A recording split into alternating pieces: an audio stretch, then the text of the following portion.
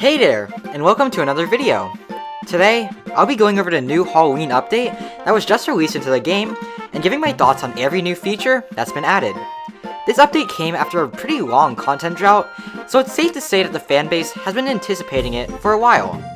There's also been a ton of sneak peeks regarding the update, which adds to the hype people already had.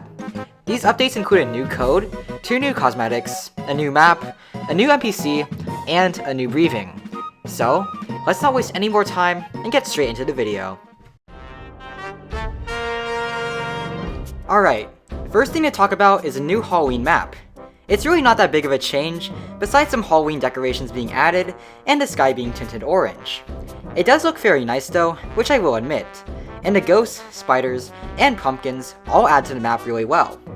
I like the way it's designed, so kudos to the developers.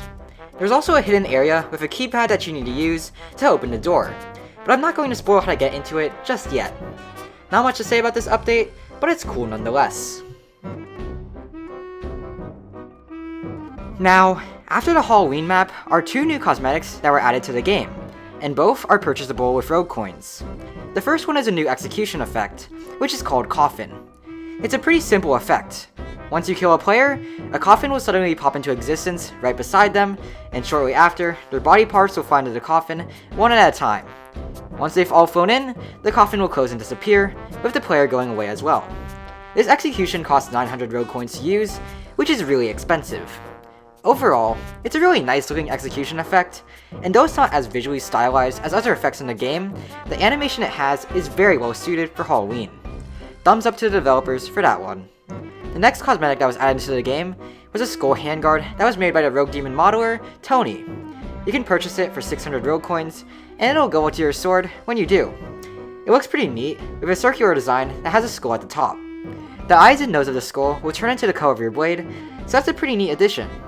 I'm really happy about these 2 Halloween cosmetics, and I think they fit the game pretty well. You might want to buy them soon, however, because I don't think they'll be around forever.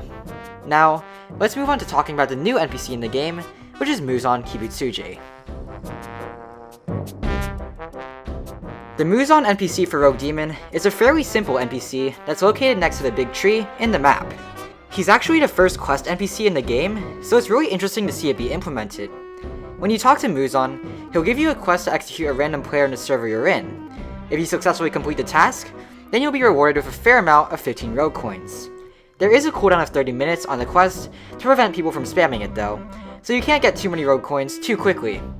Quests like this are a great addition to the game, and I'd really love to see more of it in the future. I believe the Muzan NPC is a step in the right direction, and may be an indicator of even better features to come. So, get in game and go get those rogue coins. Now, the most simple part of this update, and probably the one you came here for, is the new Halloween code, which is H4 Muzan. It gives you 250 rogue coins, which is definitely going to be enough to get you something random, but not a Halloween cosmetic. There's not really much to say about this code, other than that it's pretty cool. Now, let's move on to something that's definitely good news. One of the most important parts of this update is that Temari is now a free Blood Demon art. That's right, you can now use it without having the early access game pass. This had the unintended, but honestly pretty expected consequence of a bunch of noobs running around abusing Temari for fun. This Blood Demon art is probably one of the most annoying abilities in the game, and now that it's free, everyone is going to have a chance to use it. So, look out for new techniques that are definitely going to be discovered as more and more people use it. I'll probably make a video on Temari in the future, so keep an eye out for that as well. Now, saving the best for last, it's sun breathing. Imed decided to pull a switcheroo, and after showing some beast breathing sneak peeks, he published sun instead. I'm very surprised that this happened, but I suppose it's a pleasant surprise. The first move, called Dance, was released to the public in this update. It's a pretty good move from what I've seen, with an M1 variant and an M2 variant, but I've heard the hitbox can be pretty buggy. The effects are also bugged due to the particle lag glitch that's been affecting Roblox games for a while, so yeah. Overall, I'm pretty glad that Sun was released, especially when they've been taunting it so much with their repeated sneak peeks. Happy to see it in game, and it's a good update.